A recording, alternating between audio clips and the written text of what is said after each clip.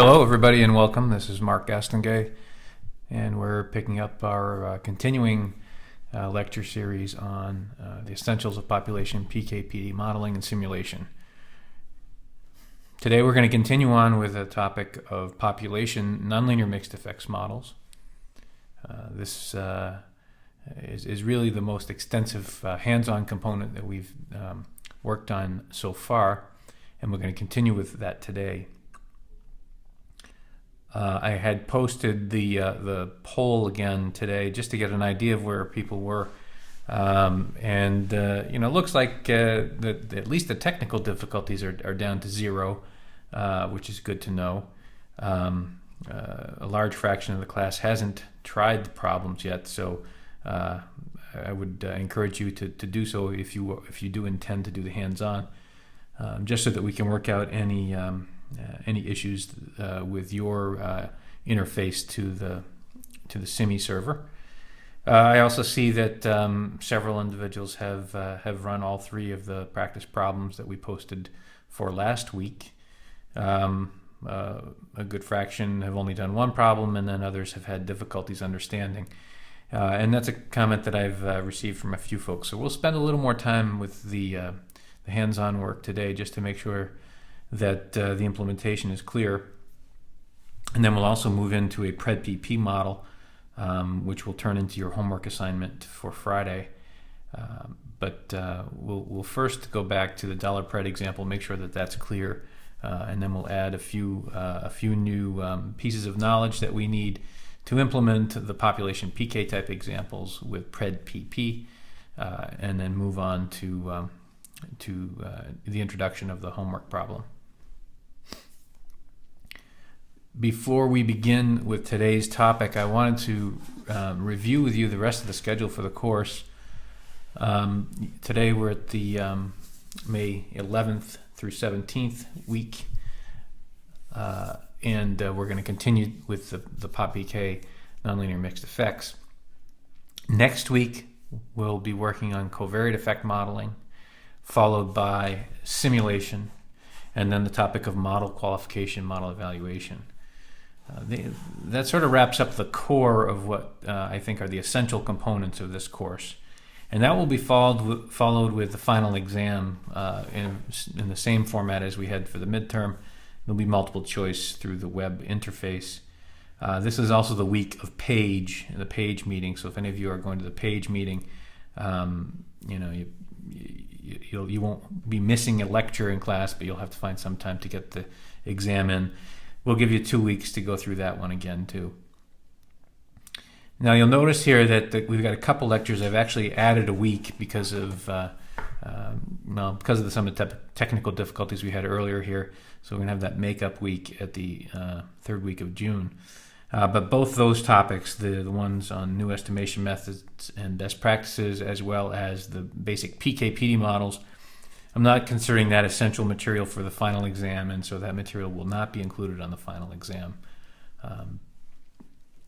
This really leads into the next course, MI210, and if you happen to take that, then we'll be building on both of those lectures in that course.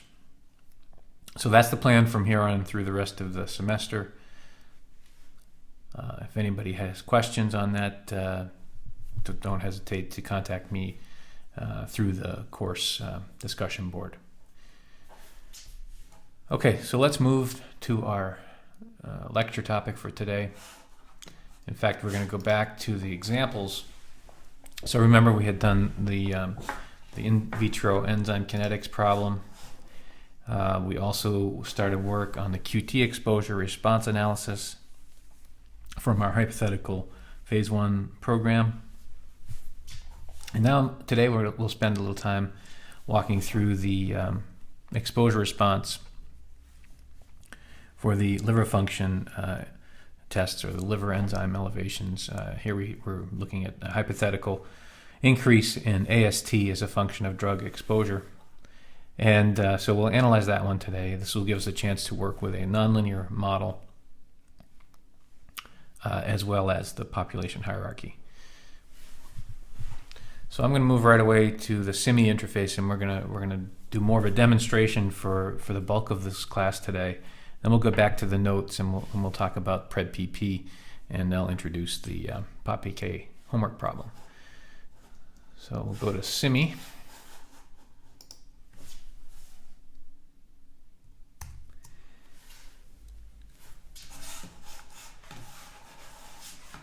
And you should all see my screen now with the SIMI interface. The problem that we're going to work on today is the AST problem. And we've already seen that data set. It's a exposure-response relationship. This one here is not so clear if it's a linear or a nonlinear relationship when you look at the population data, but we'll explore a couple of different models.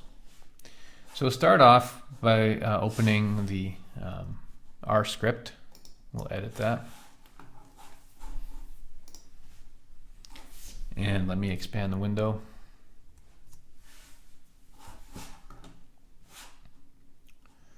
Okay.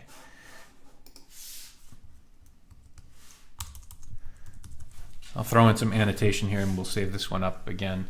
But remember that at the top of each script, we're going to want to load the necessary libraries. We're almost always going to be using MIfuns for our course examples, and then a couple others that are useful, Lattice and Reshape. These are our packages that have already been installed on the server. You just need to load the library at the time of running the script.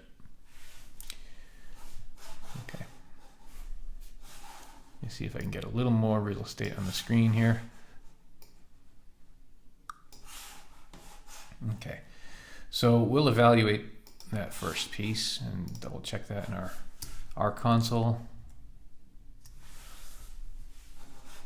Looks fine. Okay, next, what we're doing here now is setting up the working directory and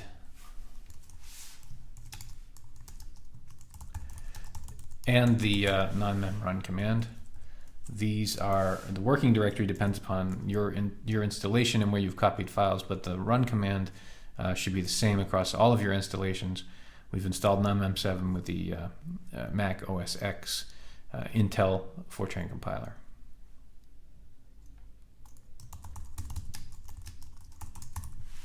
Okay. Now the project directory I'm using here is different than the one specified in the script, and if you're not sure where your project directory is, you can go back to the SIMI file. Oops. Copy that. See if I can copy the link.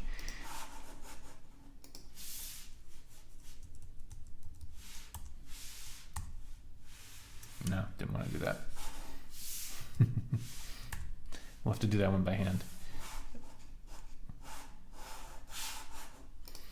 So it's in my directory, it's users mark G MI210W ind pop models example AST.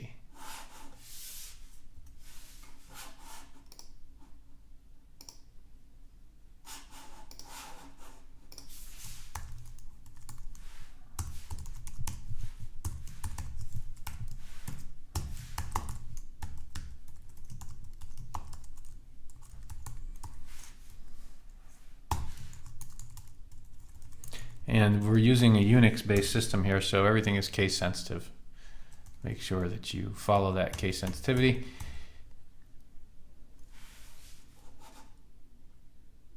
No, actually, this is my mistake here. I didn't want to set the run command. I wanted to set the working directory. Sorry about that. Let's cancel. And we'll open that page again.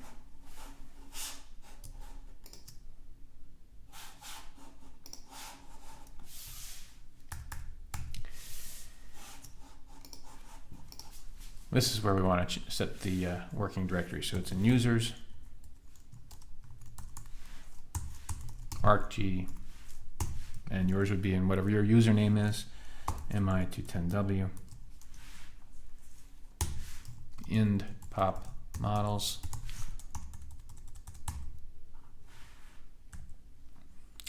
And the name of the folder is called AST, example AST.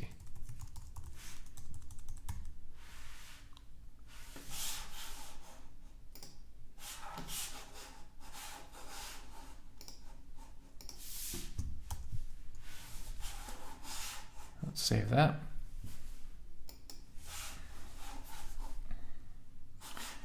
And we'll execute.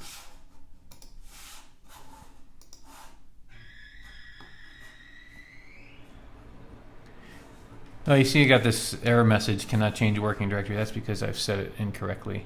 Let's go back and see.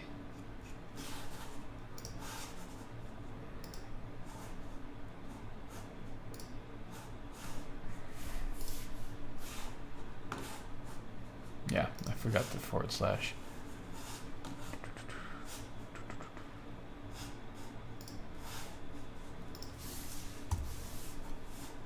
MI210W in Bama. Okay.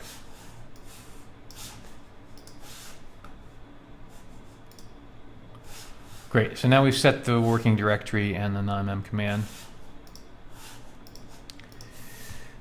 Let's write our model. So this is the AST model. We'll pull up the picture before we write the model, just so we have an idea.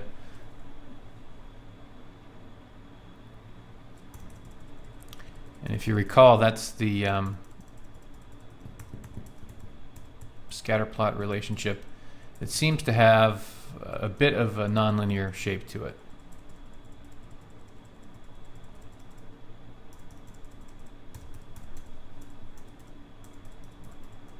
Here it is.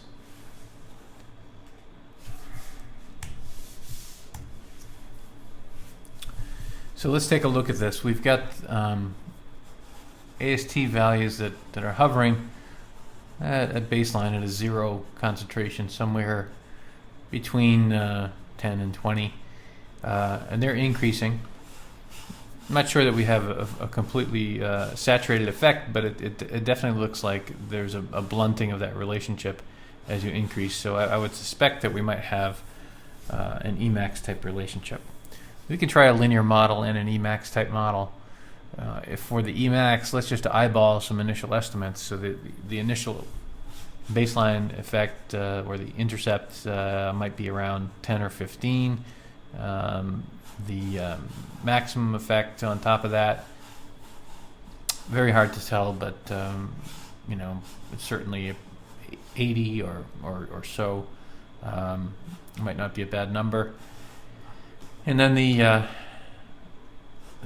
EC50 on this, or the potency, the point that gives you about half maximal effect, it seems to be quite small of a number here. Probably less than 100, but we could guess an initial guess of 100. And then also by looking at this plot, we can see that the variability is quite large, especially at these higher ranges. If we expand this plot, you'd see that it's a bit tighter, and you have that sense here as well. Looking at the low AST values, the variability is a little bit less, and it gets larger as you increase. So we might want to consider a heteroscedastic residual variance as well. So just by looking at the plot for this population relationship and exposure response, we can get some ballpark estimates for initial values. Okay, back to the model.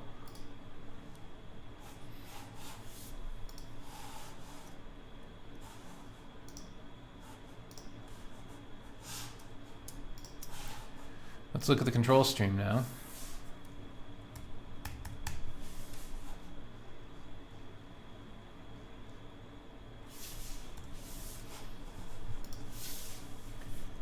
This is model number 1. That's our Emax model for AST. And we specify the data set.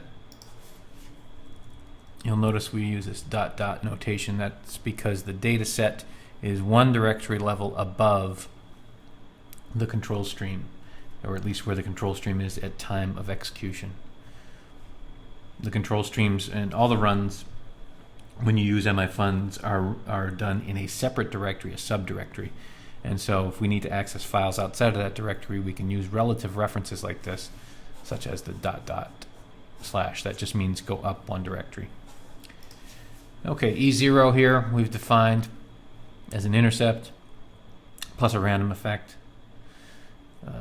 EC50 again, fixed effect value plus an inter-individual random effect entering additively. We might want, because of the unrealistic type bounds on an EC50, we might want to change the structure here.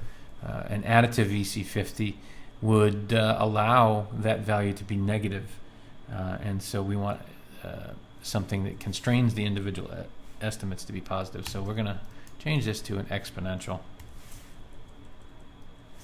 Now we have constrained not only the population value, which we can constrain in $theta, but the individual estimate is constrained to be positive by making that an exponential relationship.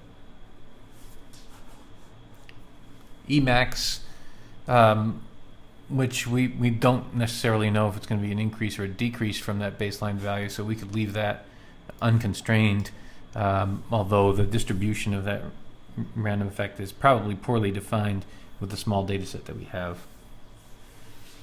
And we'll start off with a prediction equal to an intercept plus an Emax relationship. We have Emax defined in the model, concentration listed in the data set, EC50 defined in our model, and again concentration from the data set. And this is where NMTran and NONMEM communicate, knowing that Y is the indicator for the data. So anything to the right hand side of Y is the model prediction. That is viewed as a prediction for the DV column in the data set.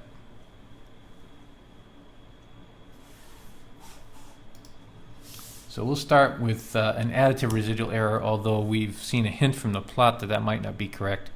Let's see if our diagnostics confirm that.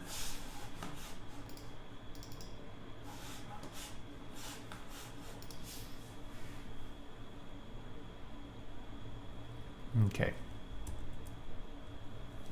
We'll define that IPRED equal to Y. That's just so that we can obtain individual parameter estimates. Let's think about thetas now. Which ones of these should have zero bounds? Well, our AST has to be positive, so we might want to constrain that in a zero bound baseline AST. Again, we might want to make the inter-individual random effect reflect that too.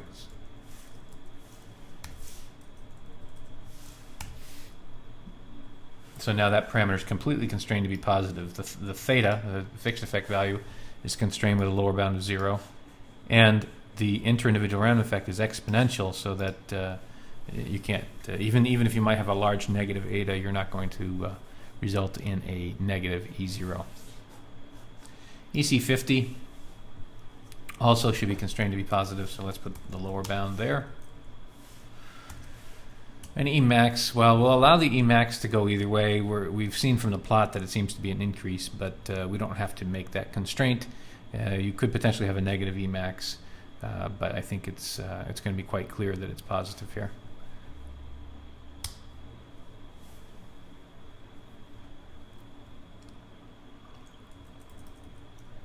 Specifying initial estimates for omega. This is just a guess. There's no prior knowledge of what omega is here, but we're running a full block, so that shows on the diagonal we have the variance of E0, the variance of the random effects on EC50, and the variance of the random effects on Emax. And then the off-diagonal elements are the covariance terms. Covariance between, for example, down here, this would be the covariance between EC50 and Emax. This one here is Emax and E0, and this is E0 and EC50. If you start with a guess like this, just make sure that the off-diagonal elements are sufficiently small, otherwise you'll run into a non-positive definite matrix. NONMEM will give you an error message about that, but you just start with covariance terms, at least a tenth of the value of the variance terms. Sigma, we're assuming additive here, so 10 is the variance. That leaves us a square root of somewhere around 3.3. So that's our estimated standard deviation of the response. We'll run conditional estimation on this problem. Interaction is here, but since right now we're using an additive residual error, interaction is really not necessary. It's not going to hurt to leave it there. Interaction really only plays a role when the prediction, the individual prediction, is part of the weighting scheme or part of the individual specific weighting. And so in an additive model, the model prediction is not part of the weighting scheme. It's just a constant variance. Interaction is not necessary, although it's not going to cause any problems here. Max eval 9,999, that just means we're going to estimate. We'll save the results to a model specification file. And then print equals 1 sets our options for how many times we'll print the iterations to the screen. We'll run the covariance step, and we've decided to print the eigenvalues of that covariance matrix. And we'll also output a table. This table here, we can ask for all of these additional predictions, although we'll get the default. So what we can do is, actually we don't have to include that, we can delete this. This is just to be explicit. The nice thing about NONMEM 7 is that depending upon the estimation method you choose, the default type of residual or weighted residual will be calculated. So if you run conditional estimation under the weighted residual column, you'll get an estimate of the conditional weighted residual. The prediction will be a conditional prediction, and so on. And so that's a nice thing about NONMEM 7 is you automatically get the correct type of residuals. They are appended automatically as long as you don't use the no append command, and I'm going to just remove that for now. So we're not going to print it to the output. Instead, we're going to send it out to a new file, and that's going to be one.tab. In fact, we don't have to send that up a directory. We can put the table file within the same directory as the run. Okay, so we can save this now. And let's go back to the R script and give that a run, see what happens.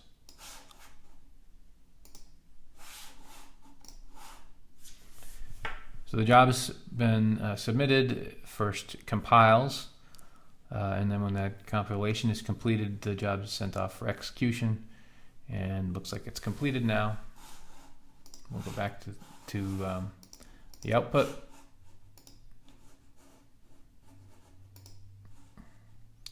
The folder is just named by the run number, and we have 1.ctl and a bunch of other files. The one we're going to look at first is the list file.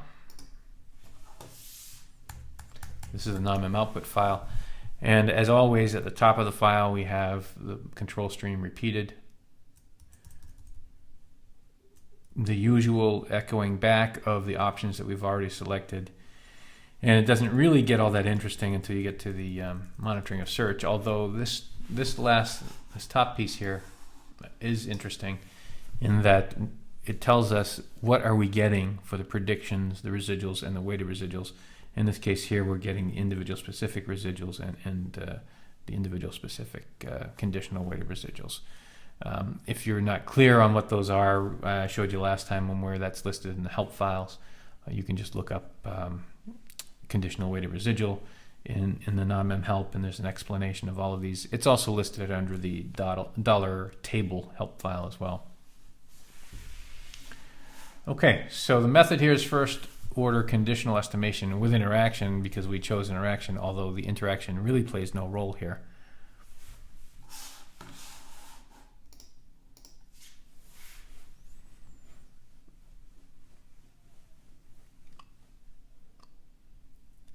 You see for each iteration we're printing at every one here. And we've got parameter estimates and the gradients. And again, what we want to look at is follow the gradient to make sure that that's not hitting a zero value, or that it's not bouncing to a low number than a large number. We want it consistently decreasing absolute value of that gradient. So it looks good so far.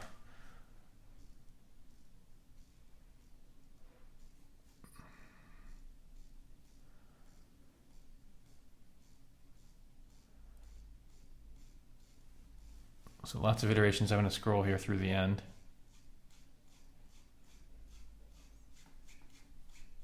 When you print every one iteration, you get a lot of output to look at.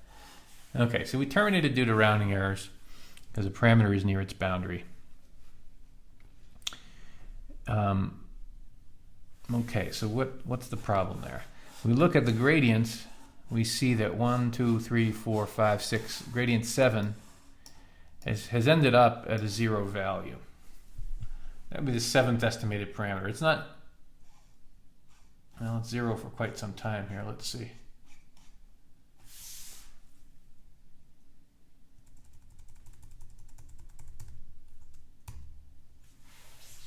It's not zero from the top. So you see here the first iteration, it's somewhere like 315.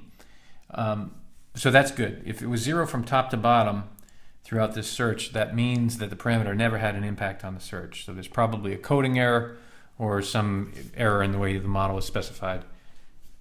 What this tells us is that although it may appear to be identifiable mathematically, there's just not enough data, it appears, to estimate that parameter, or it's hit a boundary. So let's figure out which parameter that is. 1, 2, 3, 4, 5, 6, 7. The 7th estimated parameter. And since we haven't fixed any parameters, we can just count them off here. Theta 1, 2, 3, that's the first 3. 4 is eta 1. 5, 6 are the first 3 terms in the covariance matrix, and 7 is this off-diagonal element, 0.354. Well, this is an interesting one because you see that it appears that 0.354 is clearly non-zero. It's not a boundary. So one thing that would be interesting would be to investigate a bit further. Remember, we can calculate a correlation coefficient between eta 1 and eta 3. So that might be a useful thing to do. So how do we do that? Well, let's just go over to R. In fact, I'll write it right into the script so that we have a record of it.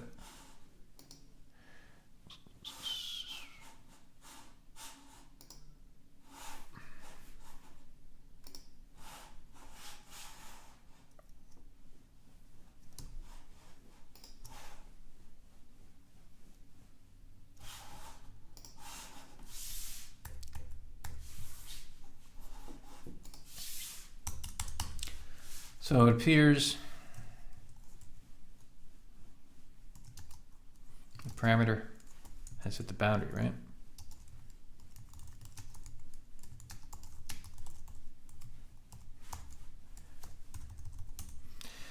And we suspect that it's the off-diagonal covariance between E0 and E max. So one way to determine that is we can get those numbers. I'm sorry, these numbers here.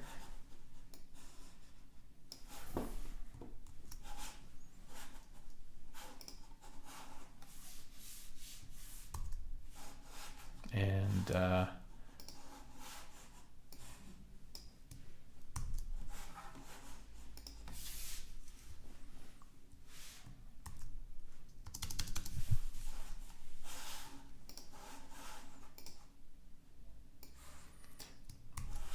so we want the covariance term, which is 0.354, and then the 2 variance terms. And so the calculation for this is that the correlation is equal to the covariance divided by the square roots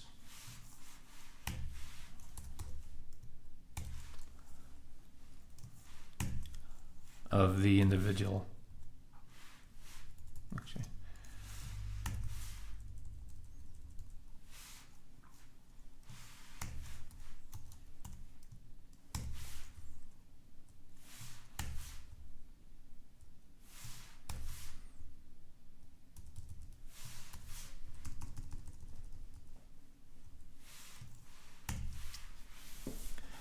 so the covariance divided by the square root of each of the variances.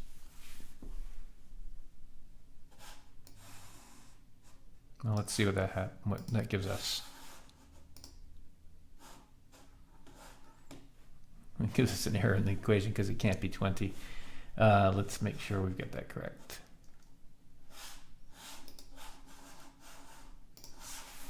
Let's just rewrite this in terms of avoiding the scientific notation. So it's 0.354, all right, divided by 0.00153 square root,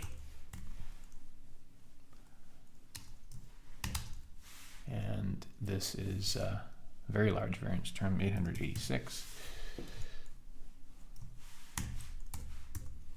square root. And let's just double check we've got those numbers correct here.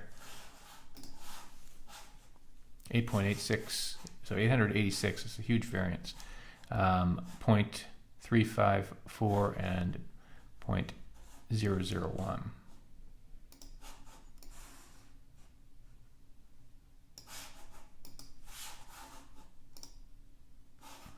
Okay, so it's a correlation coefficient of 0.3. That's not necessarily problematic. What we would be expecting to see as a problem would be something where you might have a large value somewhere around 0.9 or higher. So let's take a closer look to the output.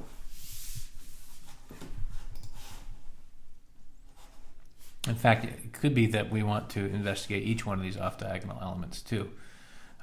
It would be nice if NONMEM gave us that output in terms of correlation, although what we get here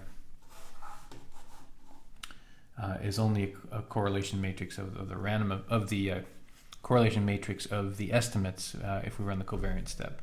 So you still have to do this by hand.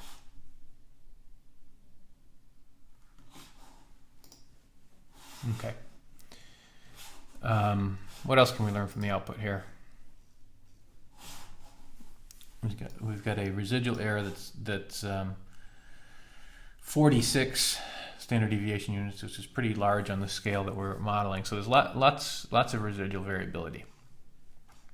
Let's see if any diagnostics can help us, diagnostic plots, and maybe we'll see something a little bit better there. So what we're going to do is read in the table, and we got to be careful about where we place this here. Did I put it in the subdirectory or did I leave it at the top level? I left it at the top level, so we're not going to have this subdirectory. Read that in.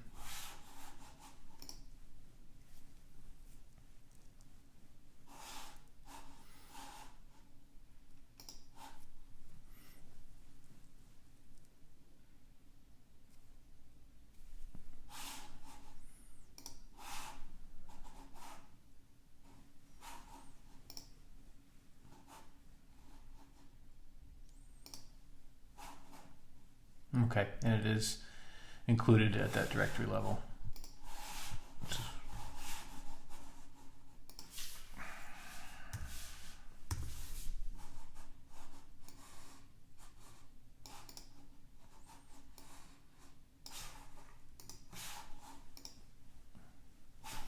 Here's a header of that table file. It includes all the items that we asked for, including individual parameters, individual eta estimates, dependent variable, predicted residual, and weighted residual.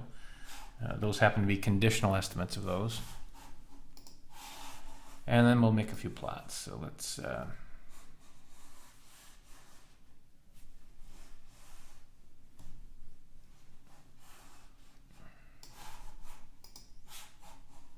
we'll evaluate this one line at a time.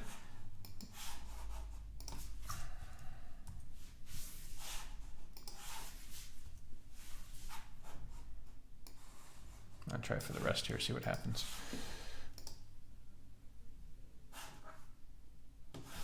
Okay, let's back up.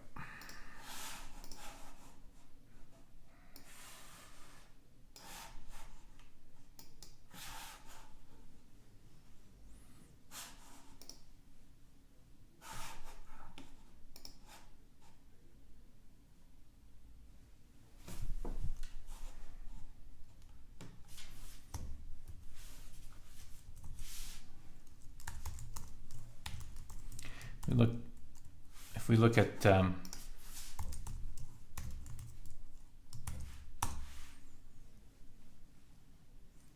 one thing we forgot to do here is to include the individual prediction in the table file. That's my fault. So what we could do is go back and add that, or we'll just skip the plot with IPRED for now.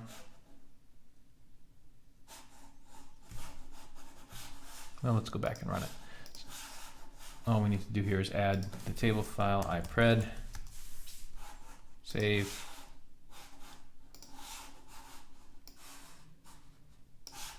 and evaluate.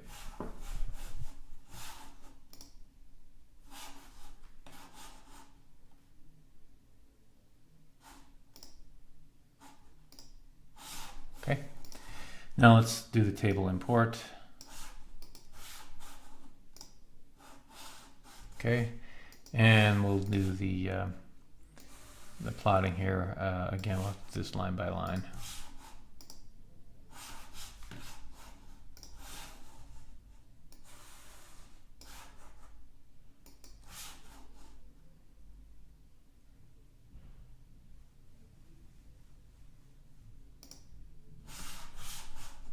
Okay, and we didn't ask for C of Buras in the table. We're just going to stick with the default value of weighted residuals, which is a conditional anyway in NONMEM 7.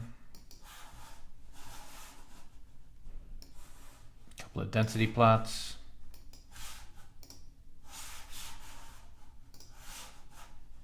Scatter plot matrix.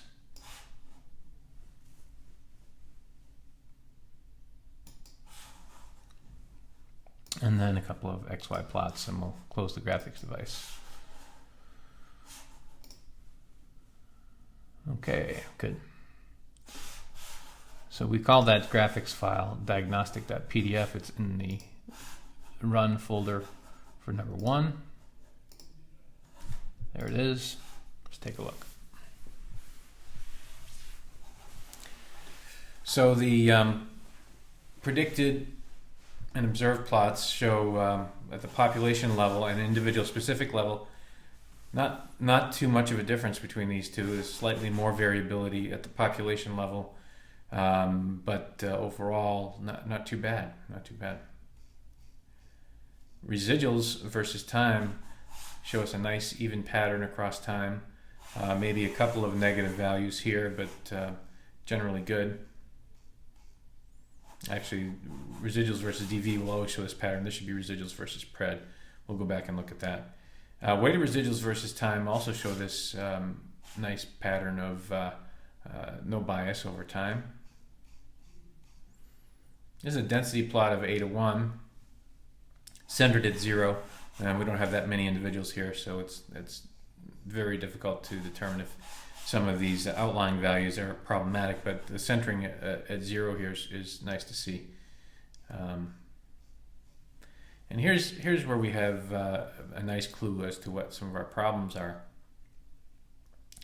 We get a strong correlation here across all of these etas, almost a direct linear correlation, which is telling me that estimation of all of these random effects are not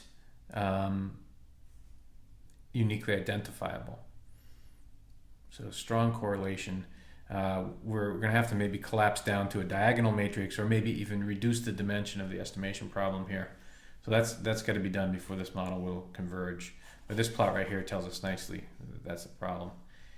And then we have some plots, individual specific plots here, where we show the individual prediction, the purple values across the observed data, the blue values, and overall looks pretty decent across the population.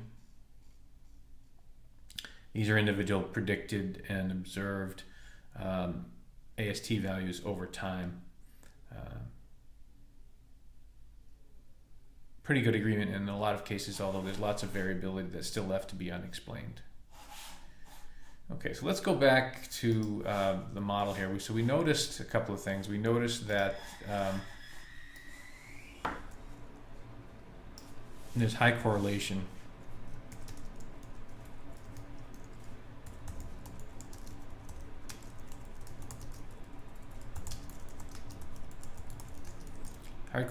between random effects, and that was all of them. So we might want to collapse down to a diagonal and then try to build up covariance terms if we see it there. So let's try a model with diagonal omega only. Okay, so in order to do that, we're going to copy the NONMEM run.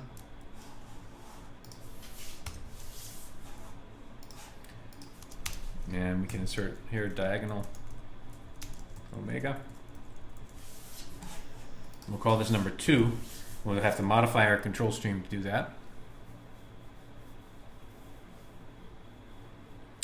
And while we're at it here, we'll change these plots here. The weighted residuals should be versus pred, not versus dV. It's more informative to look at that in that way. Let me just save that and see if we can learn anything from that too. So model hasn't changed here, we're just replotting.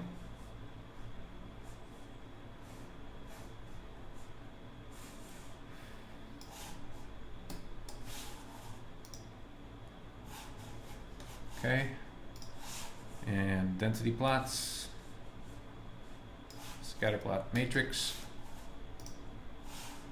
and the XY plots.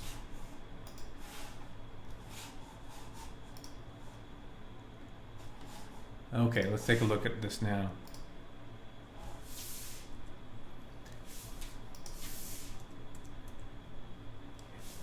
Here we go. So the residuals versus pred, which is the plot that tells us about the pattern of the variability in the data, it shows a cluster at the low end where most of our data are.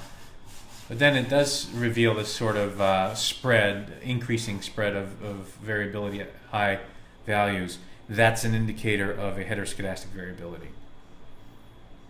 Weighted residuals versus pred shows us that same pattern, which means we haven't accommodated for it correctly. So we need to go back and adjust that too. So let's insert a comment in our code. We're going to do diagonal omega and proportional residual model. Okay, so let's do that. Save this one, we'll go to 1, and let's call it 2.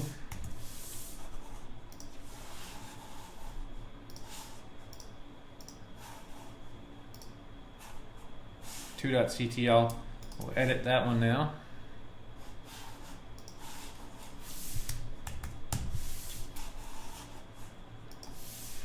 And we can change our problem statement, Emax with proportional residual, diagonal omega. And to get that proportional residual, then we need to come down to this record, and instead of AST plus error, I'm going to say AST times 1 plus error.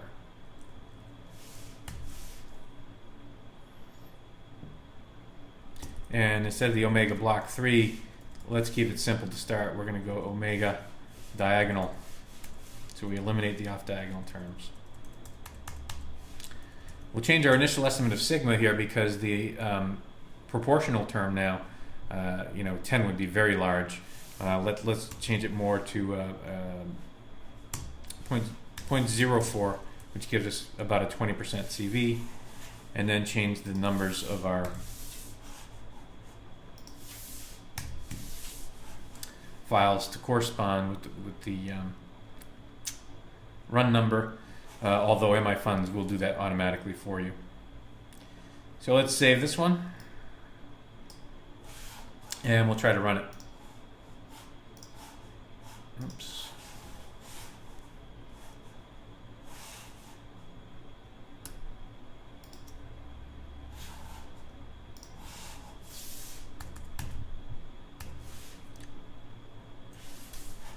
Okay, so we just change the control stream. Let's run that NONMEM run.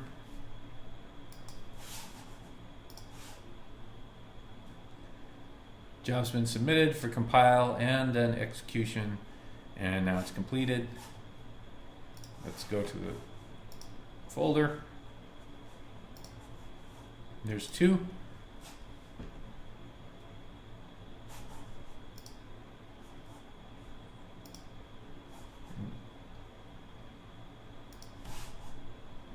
We've got no output from that file.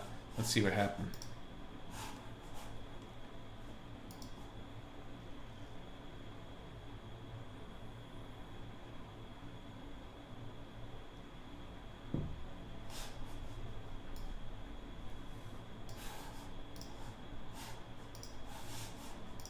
Sorry.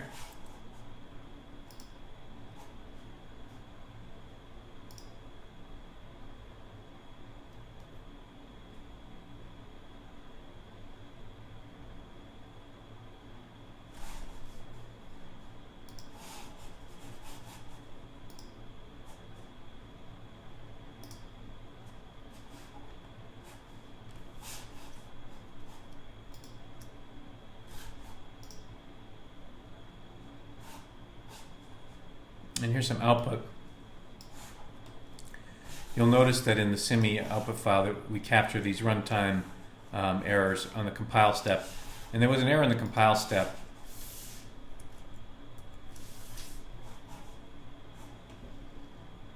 Oh, well, that tells us something pretty informative. Line 18 of this lever, the block option must be followed by same or some number. So we made a mistake here in the control stream, or I made a mistake by leaving the word block there. My error, save that. And now let's rerun it.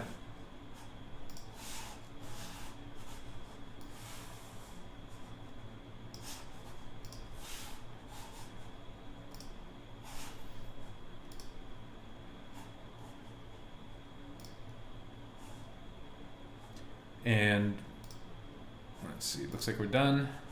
There we go, and there's the list file. Okay, what happened now?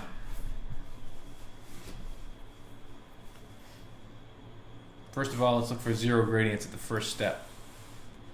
Looks good, no zeros there. Are the numbers decreasing over time?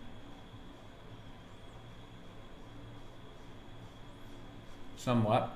We've hit a 0 gradient down here. Parameter 1, 2, 3, 4, 5. Parameter number 5 is hit a 0 gradient. So again, terminated due to rounding errors. We have a parameter near its boundary. Well, let's see which one that might be. One thing we can look at here is the eta bar estimates. Eta bar is the mean of the etas. All of these are non-significant when you look at the p-value.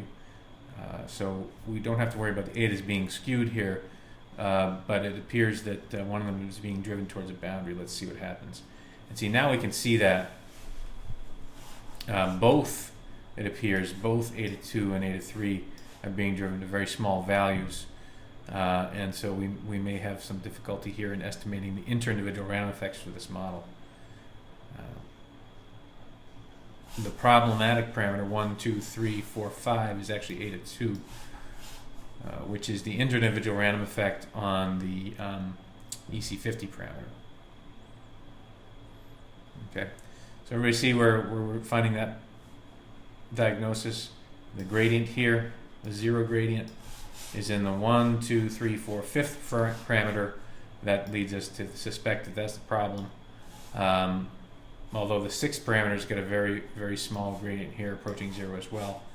But we could start by removing that element of omega.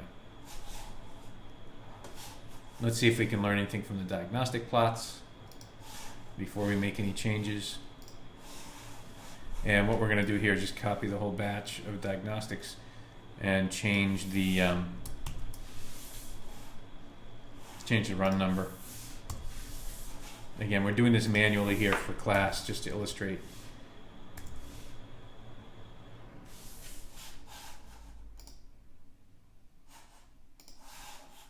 Although next time we'll be using some automated diagnostic plots.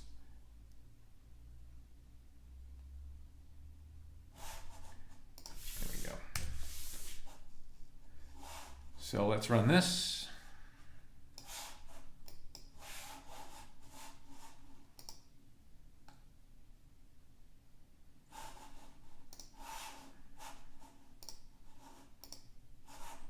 And we now have diagnostics for run number 2.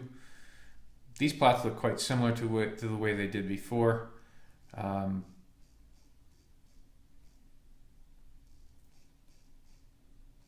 Residuals versus pred has that same sort of cone shape. And now the weighted residuals versus pred, you see now that that's been balanced a bit better. There's a few high weighted residuals here at the low prediction values. But that's more what we're looking for here, is this constant variance appearance. So that would tell us that our residual model is probably a good choice. Eta distribution looks decent here. Centered at 0, it's very difficult to confirm if it's normal or not. But we still have some problems in the random effects, and you can see again that eta 2, eta 3 has some pretty strong correlation or strong collinearity. Probably indicating that they're not uniquely identifiable, so we may have to simplify even further by dropping one of those terms. Individual predictions still look good, and we're going to see that the individual predictions aren't going to change very much here as we play around with the omega matrix structure. So I'm just going to make one more change to the model, and then I'll answer some questions about this example. So let's go back to number 2. I'm not going to run it again, although we could rename this. I'm going to keep the same name, and all we're going to actually let's do it the right way. Let's save it. That's number 3.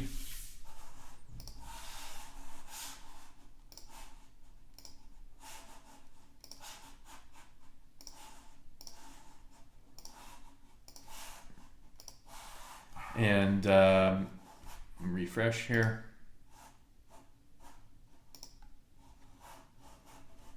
We'll edit number 3.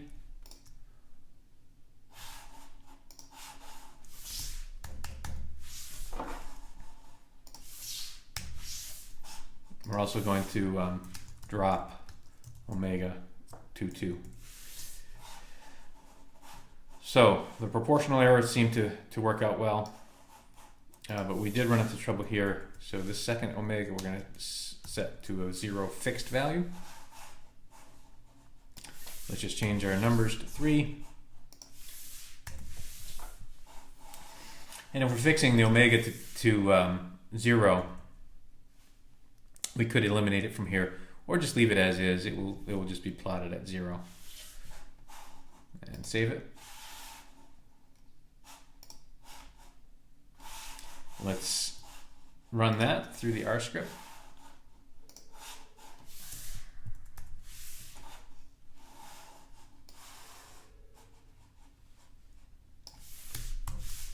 Just going to copy the non-R execution command again. And this is run 3.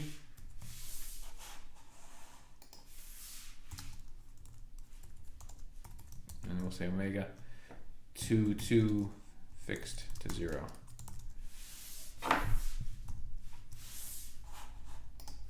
Let's run that model. You can tell if there's any errors on compile or not too. See this note here, it says your job exited with exit code 0. That means there's no problems. Last time we had an exit code 2, and that's why we needed to look in that error capture file. But that looks clear. let's see what happens now to run 3.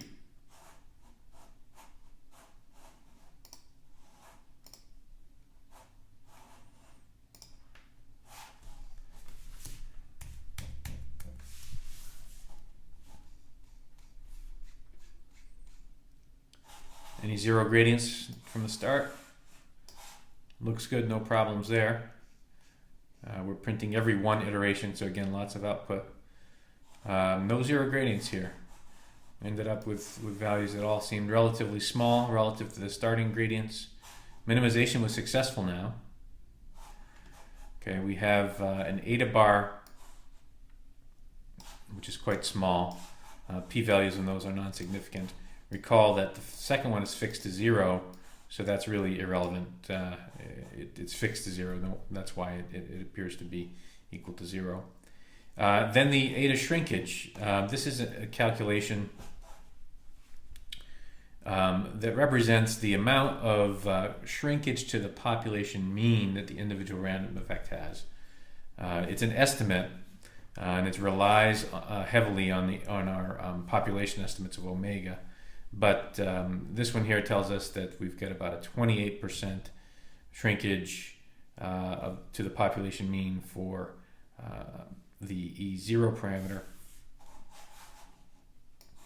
parameter. More troubling is the eta shrinkage on the Emax parameter, which has about a 99% shrinkage. So that means it's really being sucked towards 0, and maybe there's not enough data to estimate that individual random effect. But that's, even though we're successful here, that's telling us that individual eta is probably not a reliable one for any sort of diagnostic work.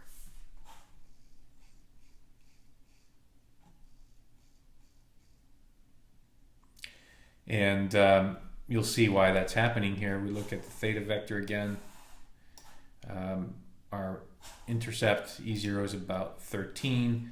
Our estimate of EC50 is 224, and our maximum effect is about 43. Inter-individual variability is about 0.04 here, so that's about a 20% coefficient of variation in the intercept, whereas again the variability in the random effect on Emax is being driven close to 0 here. So even though we converge, we've got a random effect that's approaching a variance of 0, and we have an eta shrinkage that's very high, 99%. That's telling us that there's not much information about that eta.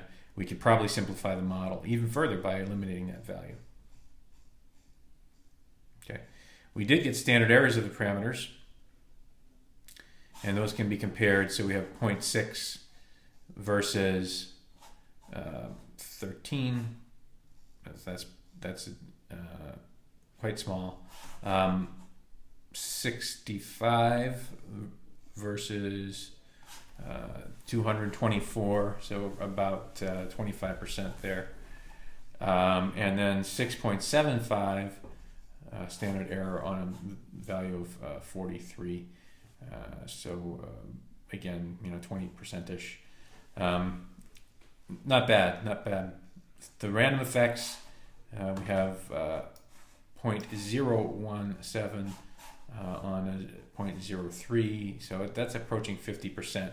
And that's what you'd expect in inter-individual random effects, is that when you have small numbers like this, the precision of those covariance terms are poor. You don't have enough information to describe those. What's even more telling is the value for the variance of eta 3, which has a standard error of 0.002, whereas the point estimate is 10 to the minus 5. So again, that's telling us that we have no idea what that parameter is. We can't estimate it. So actually, I would do one more run here where we prune that off and fix eta 3 equal to 0, just for stability purposes. Even though this one does converge, we probably want to eliminate that random effect term because of the poor definition of that. Okay. So that's the progression through the AST model. Now we could also propose a different structural model and see if that makes any improvement. But from the individual plots that we generated and the pred versus dv plots, it looked like the structural model was decent here. It's really just refining the inter-individual variance structure. All right, so I'll pause and answer questions now about this example. And just take these one at a time. Here's a question. Right now we're running NONMEM from MIfuns. In the real world, when we don't have MIfuns, are we still running NONMEM from an R script? Well, you can run NONMEM however you'd like. If you want to use MIfuns is an open source and freely available package, so you can use this on your own. If your institution has a particular tool that they use to run NONMEM, you may need to use that tool.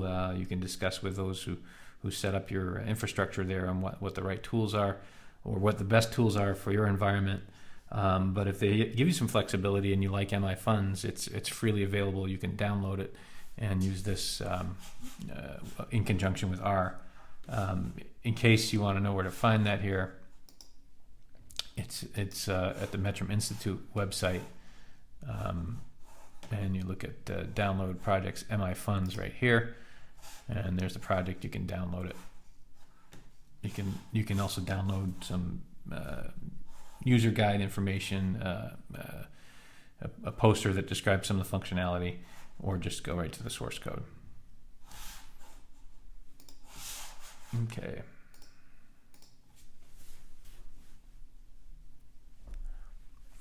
Question is, between EC50 or Emax, which one has a larger inter-individual variability, generally?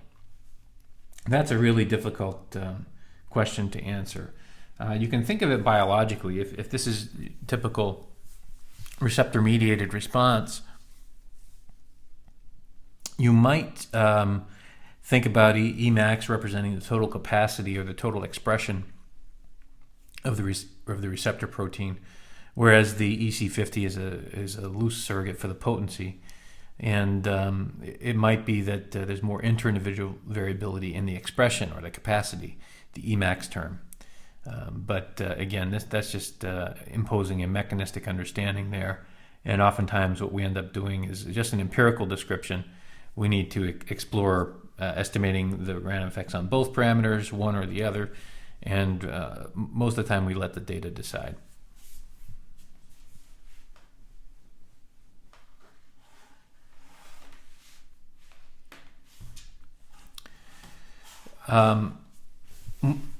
There was a question here about how could there be a correlation in the eta pairs when we don't have a diagonal element in omega. So I'll take a minute to explain that. That's let's look at run number 2, where we stripped out the off-diagonal elements and the diagnostic plots. So this is a model that only includes the diagonals. But when we look at the scatter plot matrix, we see this correlation between eta 2 and eta 3. And so you might be thinking, well, how can we have that if we haven't modeled it?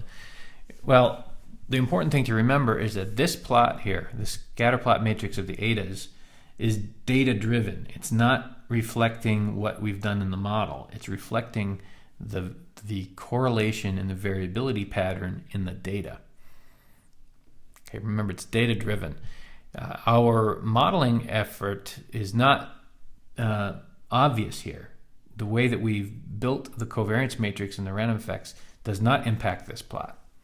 If we had used a diagonal or maybe a small covariance matrix with some diagonal elements or a full block, this plot will probably look about the same.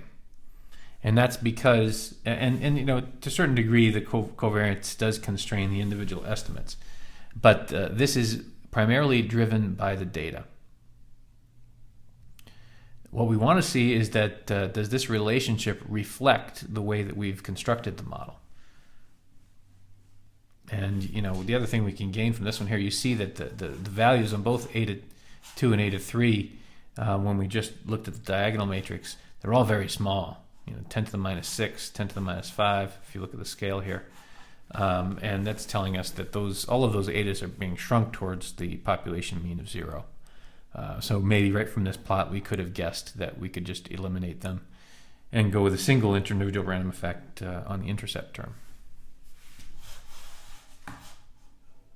Okay.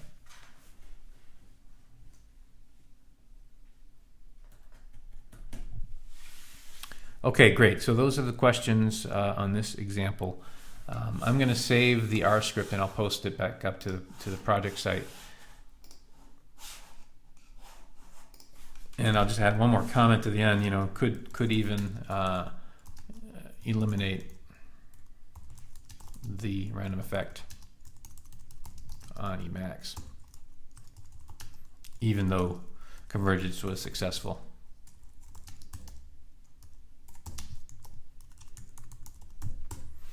And that was based on the very small estimate of that parameter and the standard error that was huge.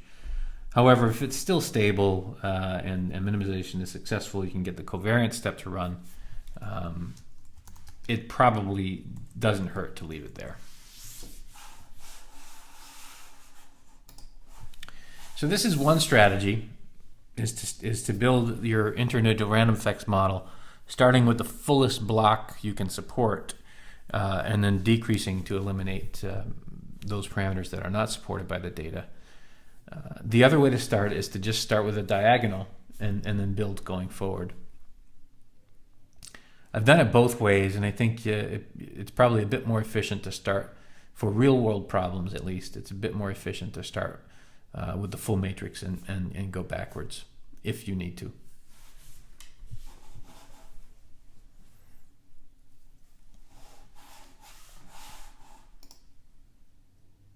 Okay.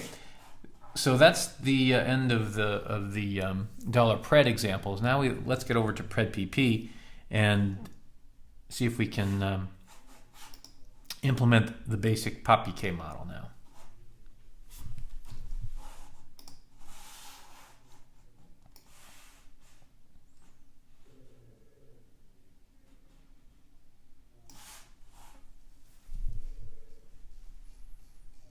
Okay.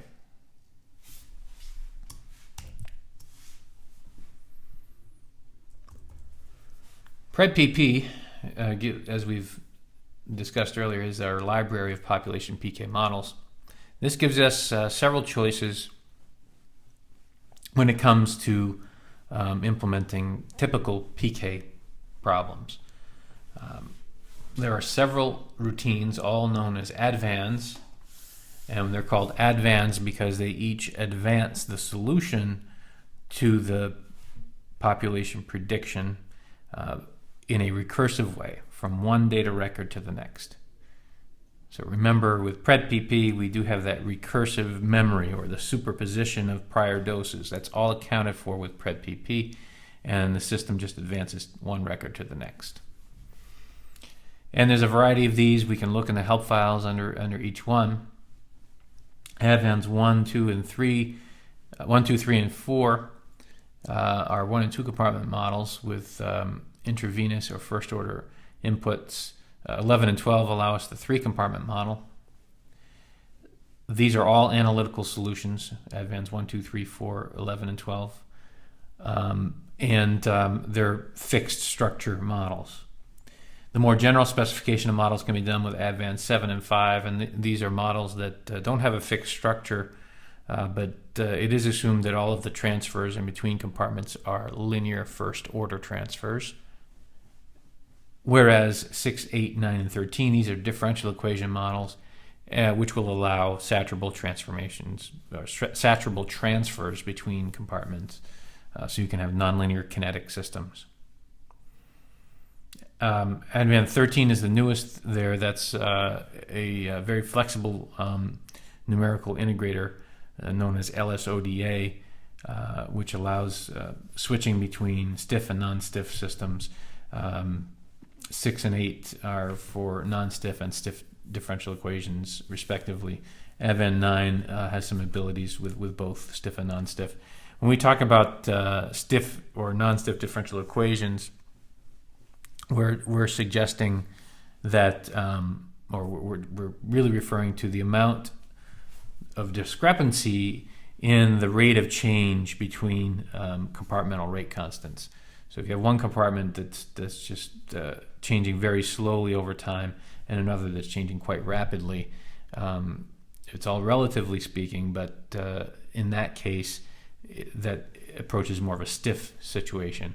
The non-stiff differential equations are those where all the kinetic constants for all compartments are roughly changing at about the same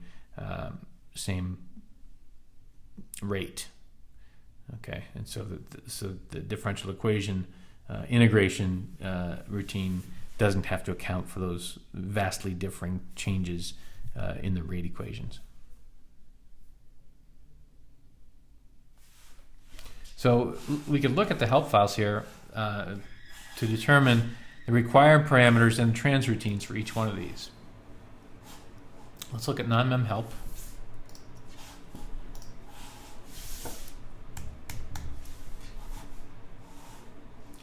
And we'll select pred-pp. Now you'll notice on the help file there's pred-pp for all of the advans we just discussed. Okay, let's pick advan 3, see what that is. Advan 3 is a model which is the kinetic equations for a two-compartment linear model, two-compartment PK, with central and peripheral compartments. It assumes intravenous bolus dosing.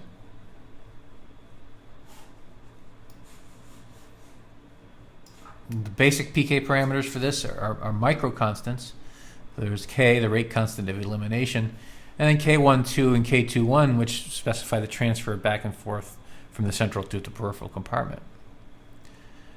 We don't usually write models in terms of microconstants, and well, we might write them that way, but we like to interpret them in terms of physiologic constants, and that's where the trans routine becomes important.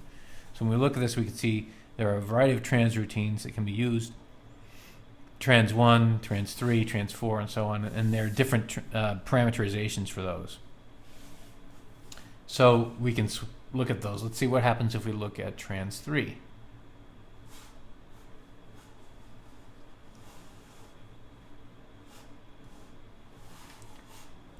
Trans 3 right here. And now instead of the microconstants, we've parameterized the model in terms of clearance, volume, Q, intercompartmental clearance, and V, steady state, a volume at steady state. That's one way to do it. We could try trans 4, which gives us clearance, volume, Q, and peripheral volume. This is one that I would prefer, where we can estimate both central and peripheral volumes, the intercompartmental clearance, and clearance. So the structure of the model is the same. Trans 4 with advan 3 is still a two-compartment model with IV bolus input, but it's solved now in terms of physiologic parameters rather than microconstants. The relationship back to those microconstants is shown here. In case you want to calculate that back, that's available. Okay. Now the other thing to point out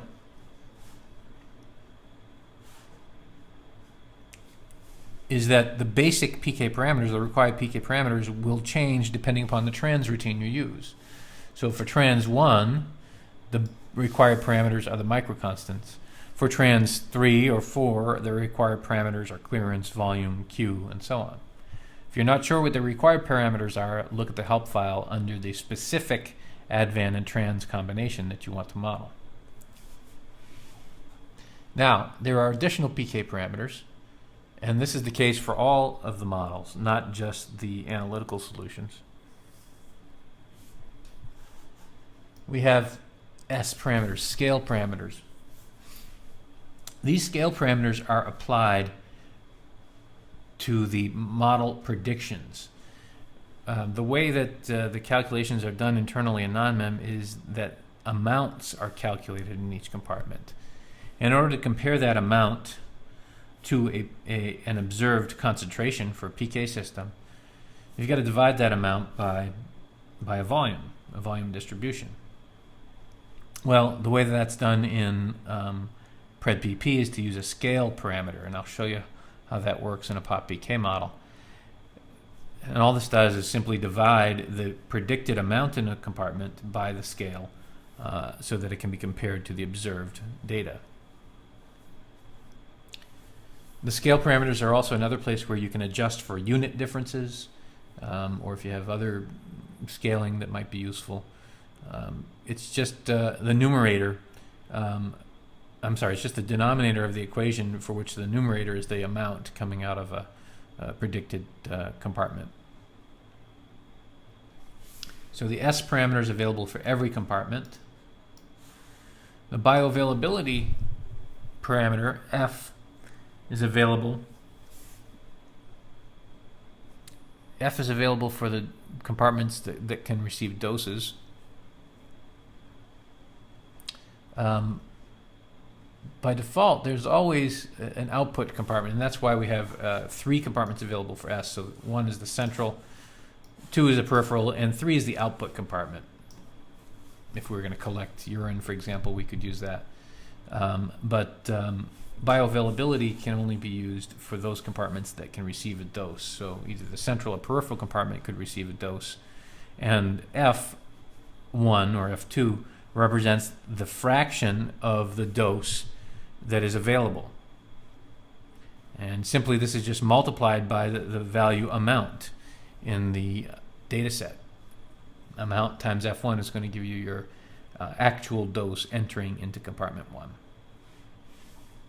We've already talked about estimating rate and duration, but you see that those are additional PK parameters associated with the dosing compartments. Rate R1 is the estimated rate for the central compartment here. D1 is the estimated duration for the central compartment. That only applies to dosing records. Same for A lag. The absorption lag time only applies to dosing records.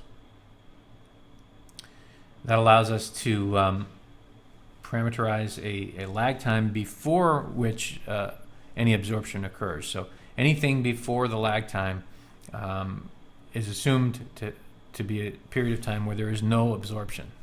Once the lag time is estimated and that time is hit, that's when absorption begins. So all of these guys here, the bioavailability, the rate, the duration, and the A lag, these are only applicable to compartments that allow dosing, and they only are used on data records that are dosing data records. You'll notice that they're all related to dosing. They are not specific to any other PK components. They don't specify lags or rates of transfer between compartments. These are just applied to the entry of the dose into the compartment that the dose is designated for. And we've also got an output fraction parameter and an X scale parameter, which I won't discuss at this point. But the additional PK parameters are those that we would commonly use.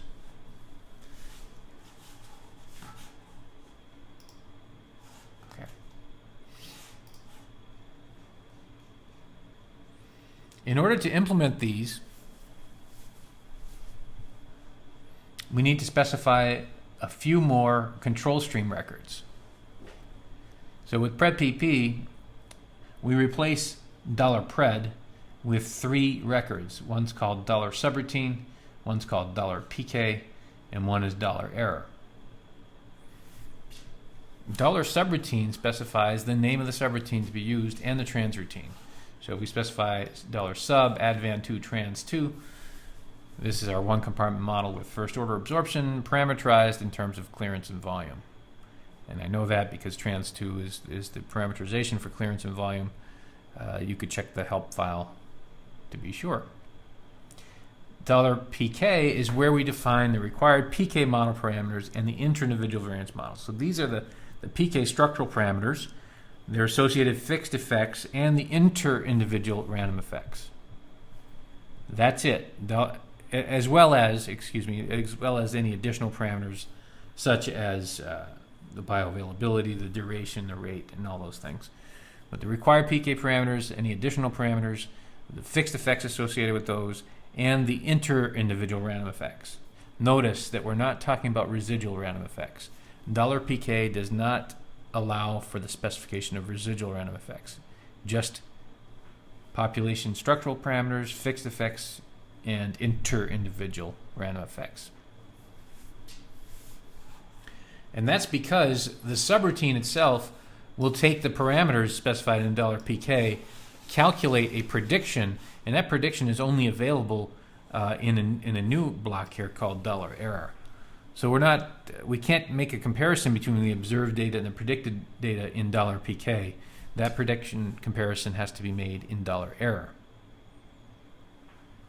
And this is where we define the relationship between the prediction and the observation, the residual variance model, and so on. So let me illustrate. We already talked about these additional PK parameters. Here's an example now. Here's a POP-PK model using PredPP. The dataset includes a comment column, an ID, DV, amount for doses, interdose interval, ADDL, and time. So these should all be quite familiar by now. Remember, it's PredPP, so we can take advantage of things like interdose interval and ADDL.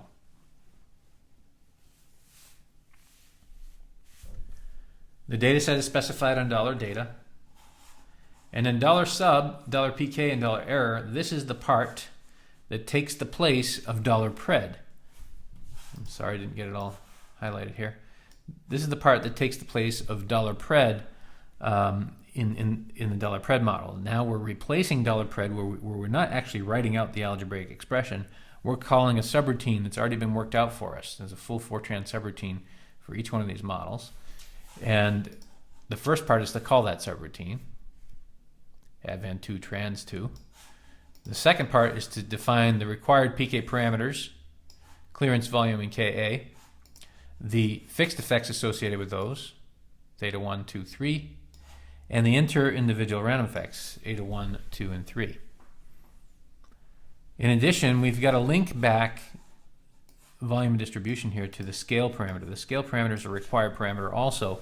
If we don't specify this, the scale parameter for the observation compartment is assumed to be 1. And if S2 is equal to 1 here, we would simply be making predictions that are equal to the amount in compartment 2. Whereas what we really want to do is specify a scale parameter. A scale parameter that allows us to convert a predicted concentration, a predicted amount, to a concentration.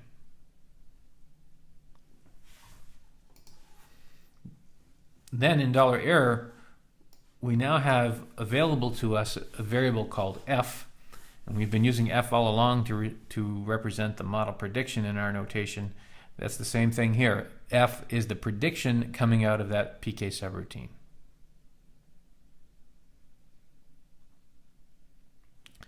The PK subroutine predicts some value, and f is now the predicted value, which has been scaled by scaling parameter S2.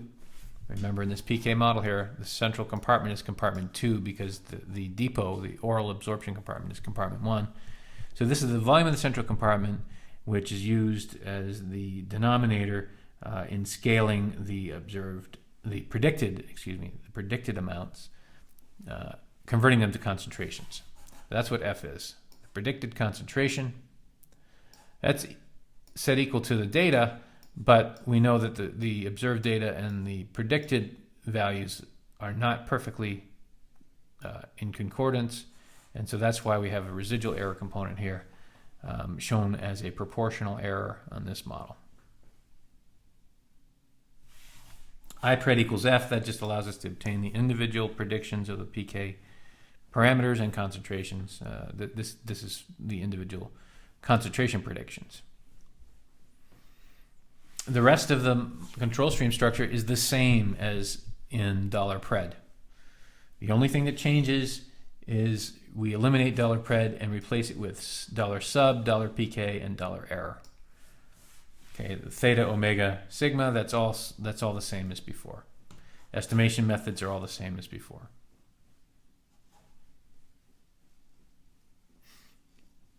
Okay, so that's the population PK model structure using PredPP. I'll take a break and answer some questions.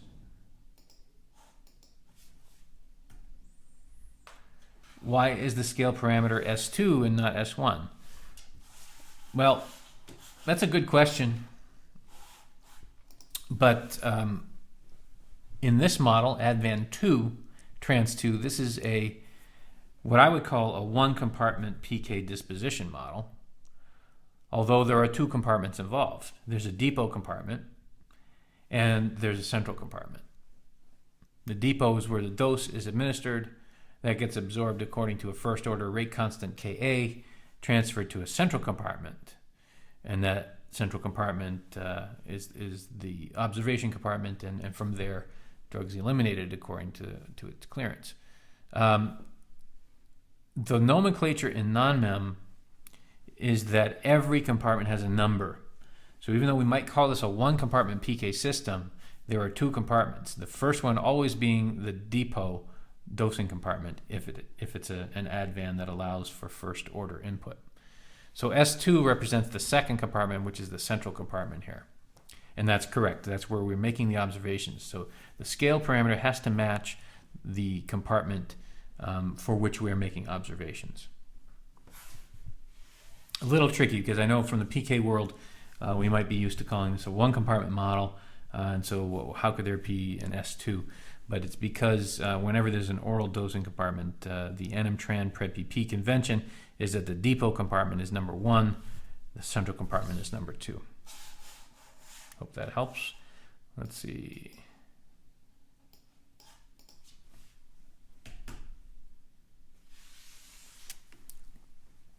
Okay, no more questions there. Let me introduce the homework problem and maybe we'll get you started a little bit on that. That's going to be problem 4.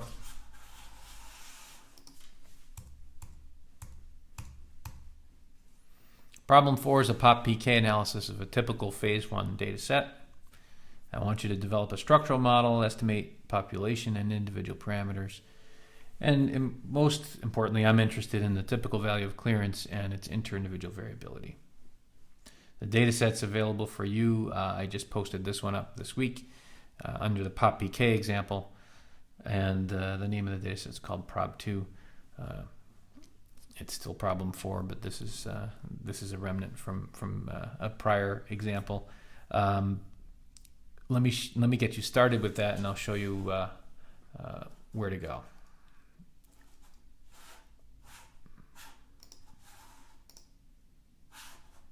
So back up a level where you're going to upload the zip file and install it here under the int pop models example folder.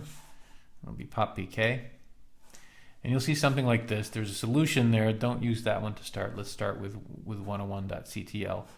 There's also an R script that has a lot of the work already done for you. I'm going to point out the relevant features of that. And there's a template control file. Let's take a look at the template control file first.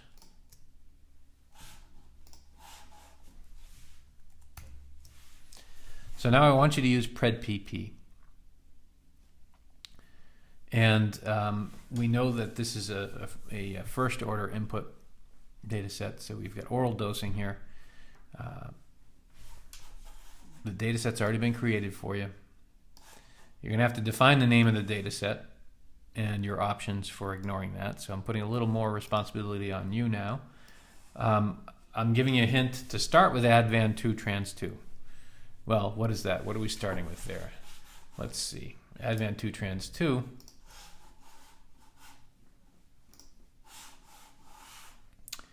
If we go to the help file, ADVAN2 is the model which is the one compartment linear model with first order absorption.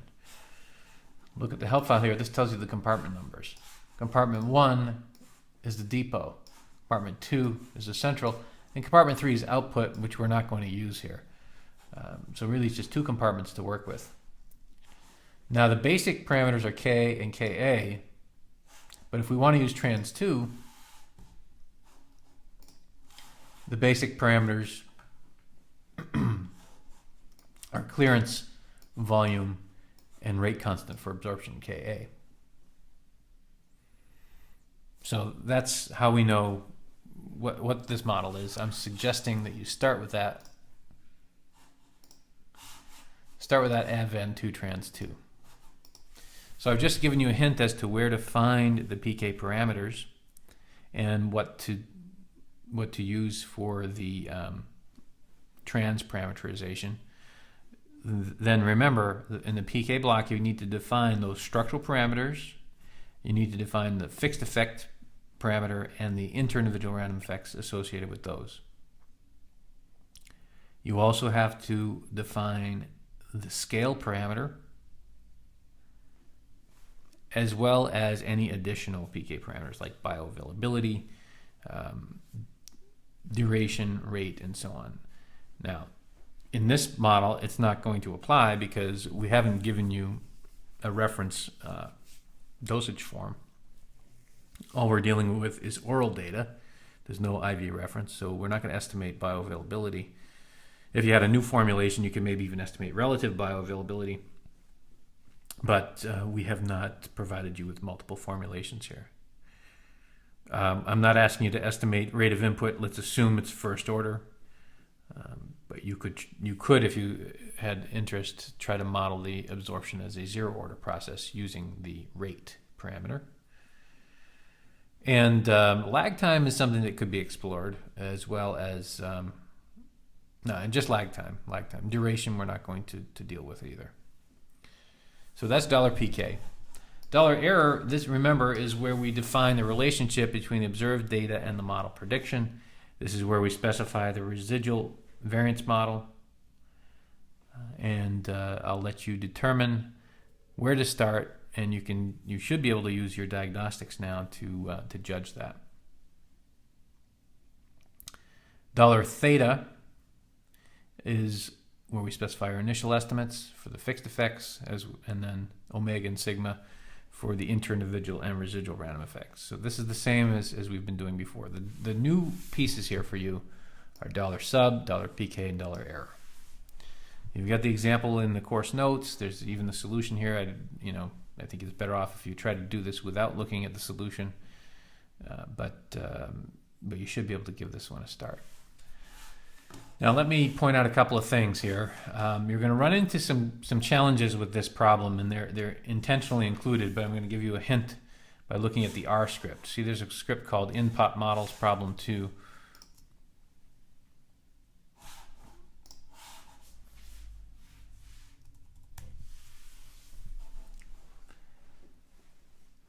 There are some exploratory graphics that you need to create initially. And these will be quite informative about some potential data errors. You can follow the script. I've shown you how to identify those and to correct them. Or just do it on your own. See if you can make sense of this. But it's very important in this example to pay attention to the data checkout plots, the things we call index plots. Pay attention to the error messages you get from NONMEM, because there are some issues here that pop up that are very close to real world. They're simulated for this example, but they're issues and ideas that you're going to have to solve before you can even make much progress on the modeling step. Okay, the script here sort of is a narrative about how we might fix that, but I want you to pay attention to that. The only other difference here from what we've been doing is that you're not going to have to hand code your diagnostic plots. We're going to use the default diagnostic plots in the MIfuns package. And the way to do that is when we call NONMEM using the nonr function right here. Nonr, we put the run number, 101 is the control stream number. The command is defined up above. Grid true, that's always required for our class setting here. And diag equals true. This is diagnostic plots. This will implement our canned standard diagnostic plots for simple PK models. It's handy because you won't have to spend your time coding up the scripts. There are ways in MIfuns, if you don't like these diagnostic plots, to insert your own script to run automatically at the end of analysis. And we'll show you how to do that at another time. But for now, just use diag equals true, and you'll be able to view the diagnostics in a PDF file.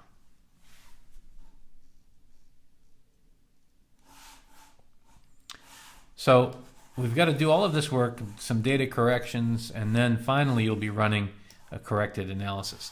I want you to pay attention. Remember, I want you to estimate typical clearance and the inter-individual variability, but also pay attention to the usual things like over-parameterization in the random effects, zero gradients, parameters that hit boundaries, the eta shrinkage, the eta bar diagnostic. All of these things I want you to pay attention to, because they're going to guide you in your decision of how to shape this model. You can change the structural model if you'd like to. So Advan 2 is a one-compartment system. You could try Advan 4, which is a two-compartment system. But maybe start with this and see if it's adequate.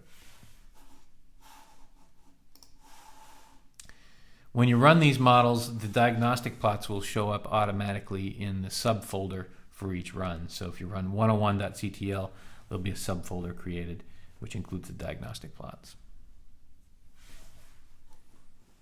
So this is your homework problem.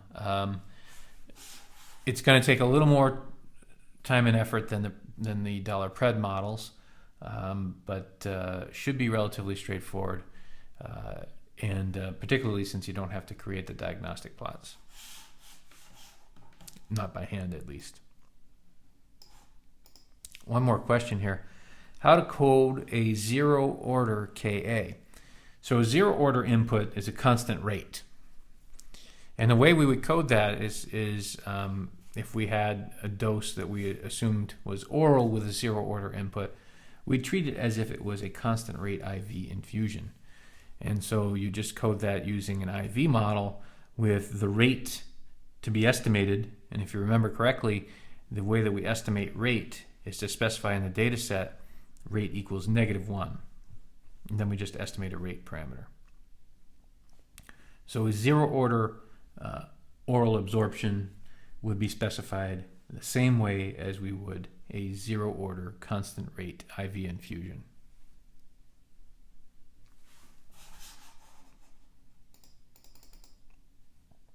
Any more questions?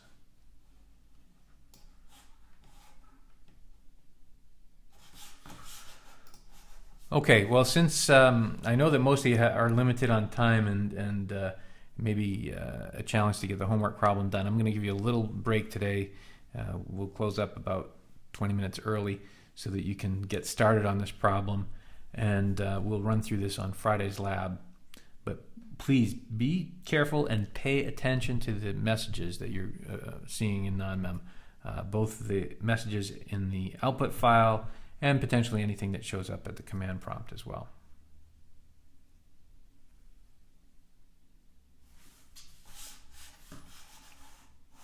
And then for those of you who still have not tried to do any runs, now's the time to do it while we're still available to work out any run issues or technical difficulties.